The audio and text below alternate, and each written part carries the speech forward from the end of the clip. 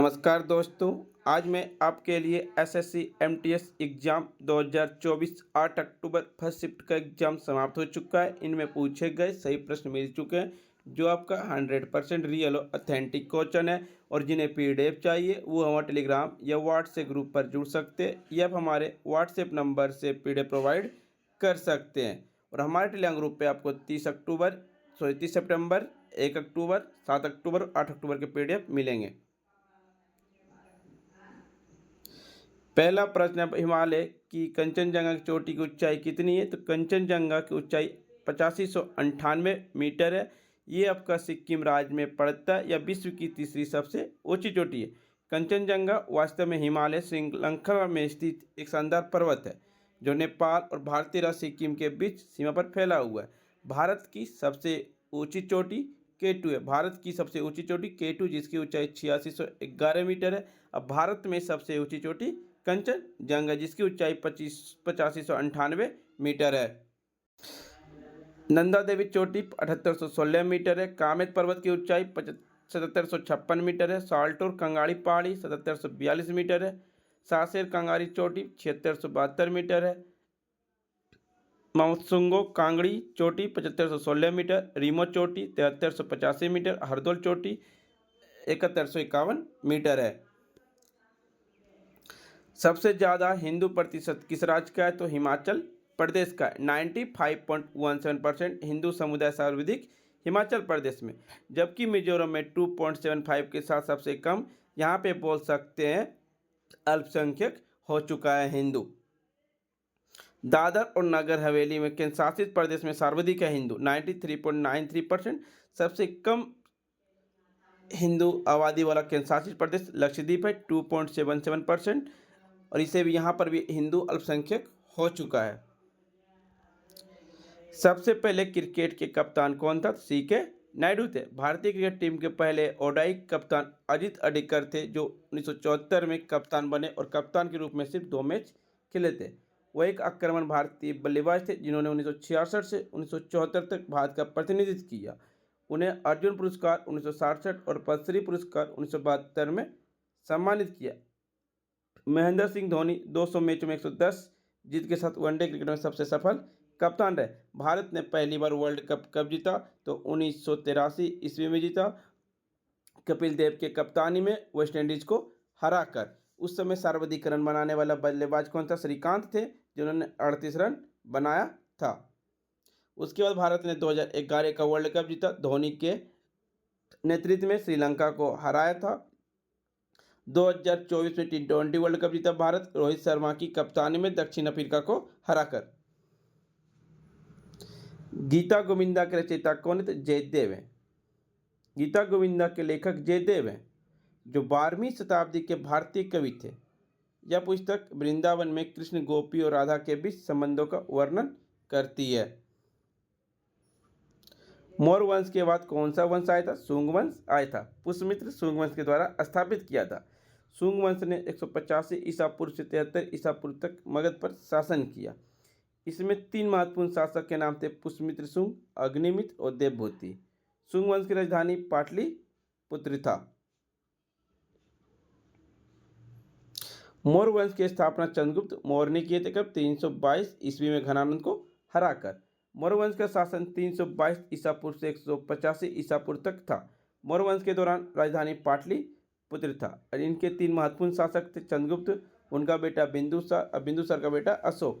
चंद्रगुप्त मौर्य का शासनकाल 322 से 298 ईसा पूर्व था। संलेखना विधि के द्वारा कर्नाटक के में इनकी मृत्यु हो गई थी। इन्होंने लास्ट में जैन धर्म को अपनाया था। बिंदुसार आजीवक संप्रदाय के थे। ये राजगद्दी पर 298 ईसा पूर्व बैठे थे और 272 इन्होंने राजगद्दी को त्याग दिया। और बिंदुसार का बेटा अशोक ने 268 ईसा पूर्व में राजगद्दी पर बैठा और कलिंग की युद्ध 261 ईसा पूर्व में हुआ था। कलिंग युद्ध की चर्चा का 13वां शिलालेख में। और इन्होंने कलिंग युद्ध के बाद अशोक ने बौद्ध धर्म को अपना लिया था।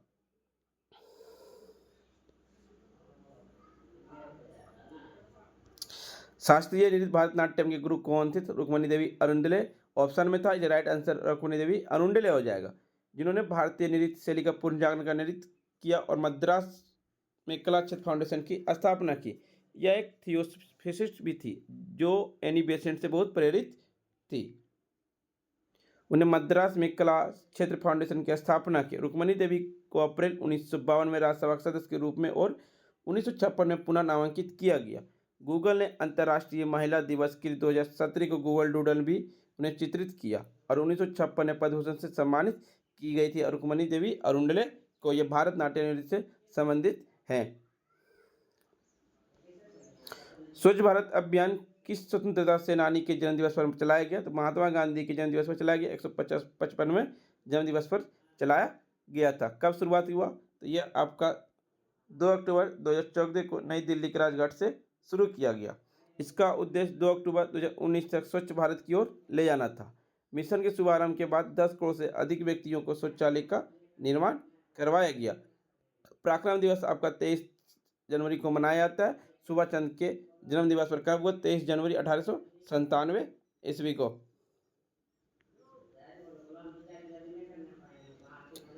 भारत में कितने प्रमुख बंदरगाह? 13 प्रमुख बंदरगाह। भारत के समुद्री तट से लगता है कितने किलोमीटर? 7517 किलोमीटर।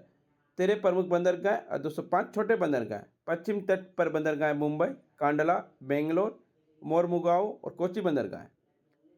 पूर्वी तट पर चेन्नई, तूतीकोरिन, विशाखापट्टनम, पारादीप, कोलकाता और एन्नौर का बंदरगाह। मुंबई भारत का सबसे बड़ा प्राकृतिक बंदरगाह। कोलकाता बंदरगाह यह हुगली नदी के किनारे स्थित है। यह एक नदीय बंदरगाह। इसे डायमंड हार्बर के रूप में भी जाना जाता है। एक स्टेशन एक उत्पाद योजना कितने स्टेशन पर किया गया? रांची में किया गया 19 स्टेशनों पर। यह आपका 25 मार्च 2022 को भारतीय रेल के स्टेशन 19 पर इस योजना की शुरुआत की गई। इसके बाद इसे 69 अन्य स्टेशनों तक बढ़ाया गया। इसकी सफलता के बाद देश भर में 1000 रेलवे स्टेशन पर चरणबद्ध तरीके से इस योजना को लागू किया जा रहा है।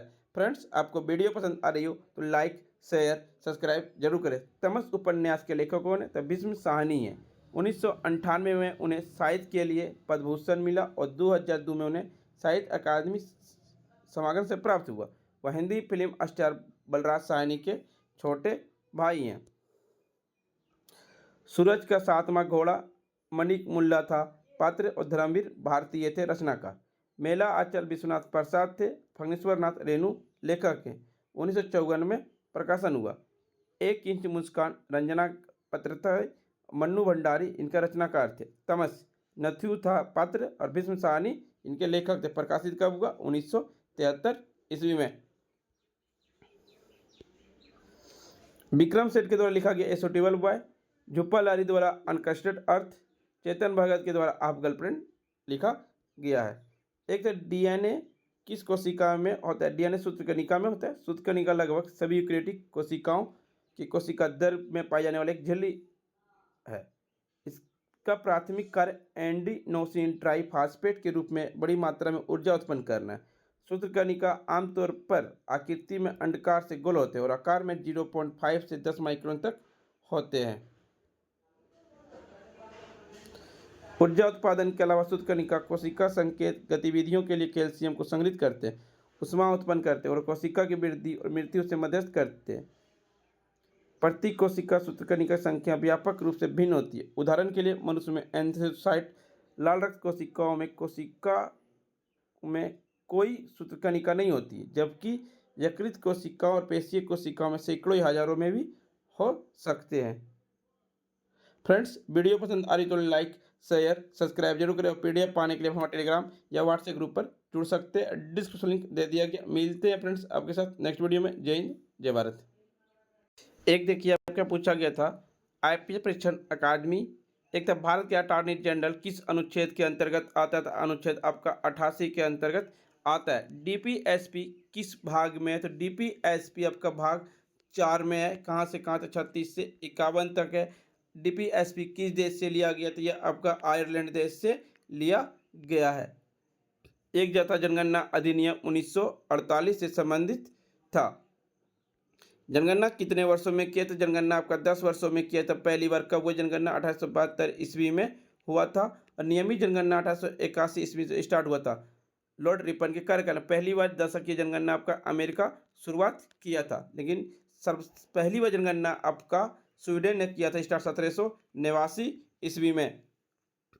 फ्रेंड्स वीडियो पसंद आई तो लाइक शेयर सब्सक्राइब जरूर करें। मिलते हैं नेक्स्ट वीडियो में। जय हिंद।